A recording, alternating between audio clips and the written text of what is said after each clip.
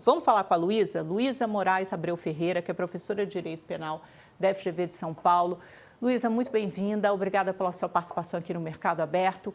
O que você espera para essa decisão de hoje da primeira turma, né? O plenário virtual fica aberto das 8 da manhã até as 20 horas. Alexandre de Moraes deve apresentar, depositar seu voto primeiro. Ele será seguido pelos seus colegas? Será uma decisão unânime? A expectativa é que a decisão seja mantida. Bom dia, Amanda, é um prazer estar aqui no Mercado Aberto. A expectativa é essa, de manutenção da prisão.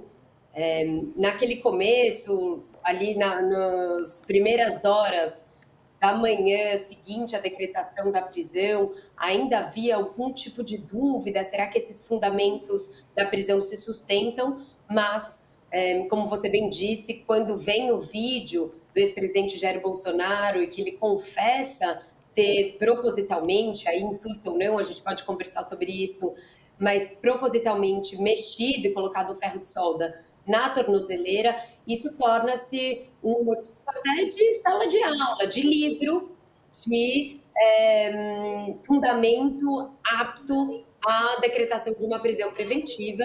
Então, muito possivelmente, isso é praxe que o ministro que tome essa decisão leve para os demais ministros referendarem a decisão, mas provavelmente ele será seguido e essa prisão preventiva será mantida, provavelmente até o momento do trânsito em julgado da ação penal do golpe, em que aí essa prisão que hoje é preventiva no processo da coação, aquele dos Estados Unidos, do Eduardo Bolsonaro, de eventual coação dos ministros, vire uma prisão de cumprimento de pena pela ação penal de tentativa de golpe de Estado.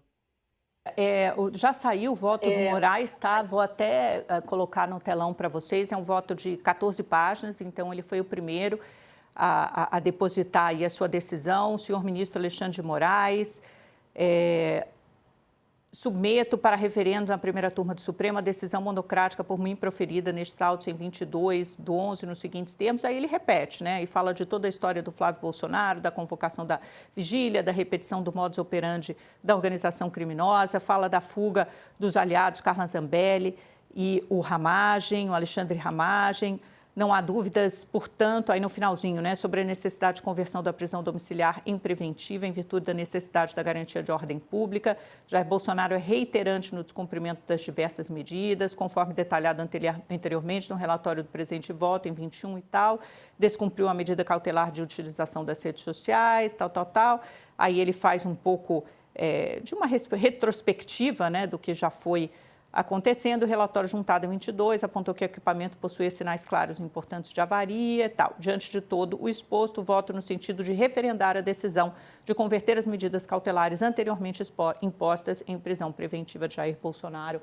É o voto. Então, está aí o do Alexandre de Moraes, mais ou menos repetindo, né, a decisão proferida já no dia 22, e agora os outros ministros devem depositar. A gente está atento aqui para saber se houver mais algum voto, a gente já informa vocês. Vamos entrar, então, nesse outro aspecto que você já ressaltou, professora, que é o seguinte, acho que a gente tem que colocar aqui a condição de saúde, o estado de saúde, que todos sabem ser delicado, do ex-presidente da República, versus o risco de fuga, o que vai pesar mais na decisão do Supremo Tribunal Federal não é nem referendar a decisão do ministro Alexandre de Moraes, mas houve um novo pedido de prisão domiciliar humanitária já interposto pela defesa no fim de semana, depois dessa prisão preventiva de Jair Bolsonaro. E eles alegam que não houve uma tentativa de fuga, mas sim uma alucinação, uma certa paranoia, um estado de confusão mental gerado possivelmente por uma interação medicamentosa. Anexaram um relatório da equipe médica de Bolsonaro dizendo que isso realmente pode ter acontecido.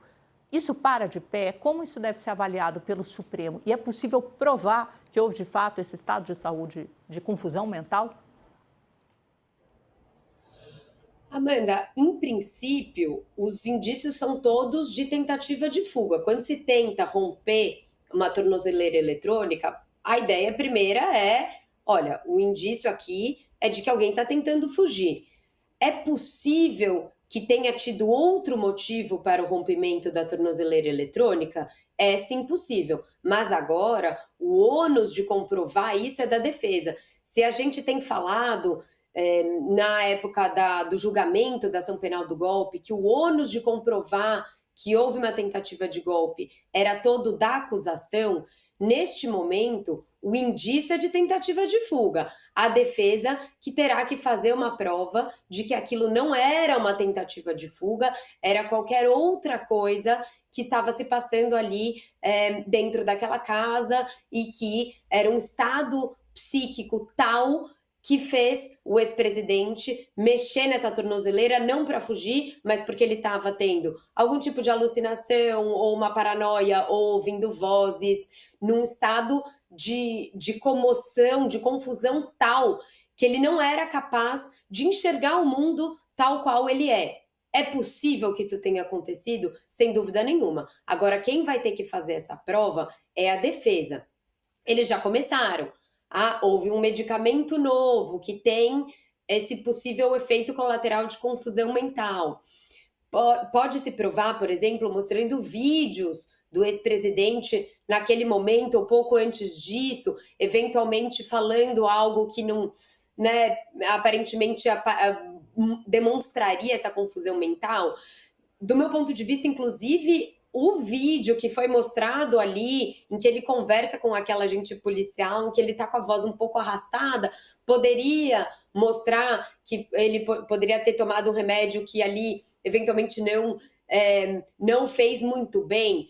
Tudo isso sim, mas tem que ser um estado de um comprometimento muito grave, porque não pode ser estresse, nervosismo, medo, porque isso é o natural. É natural que alguém que esteja prestes a cumprir uma pena de quase 30 anos de prisão esteja com medo, esteja passando por um estado de confusão, ele especialmente nessa situação muito visado, né, o dia inteiro na imprensa, muito pressionado também pelas questões políticas, possa estar num estado de muito estresse e ansiedade? Sim, mas a defesa vai ter que provar um estado tal de que a pessoa não está mais vendo o mundo como tal, não entende mais o que é certo ou o que é errado, ou se entende o que é certo ou é errado, não é capaz de agir de acordo com aquele entendimento. Essa prova é difícil de ser feita. A defesa não tem outra saída, vai ser isso que eles vão ter que comprovar agora, é essa linha que a gente já vê a defesa assumindo. Tudo fica mais difícil agora para pedir a prisão domiciliar humanitária. Era um pedido que a gente vinha imaginando que poderia dar certo. O estado de saúde do ex-presidente Jair Bolsonaro é delicado, passa por várias cirurgias, vários procedimentos médicos, ele não tem uma saúde boa, e isso era um motivo pelo qual seria possível fazer esse pedido. Agora pode ficar mais difícil, porque o Supremo Tribunal Federal agora tem na mão, né, uma carta na manga, dizendo: olha só o que acontece quando ele fica em casa, o risco é alto.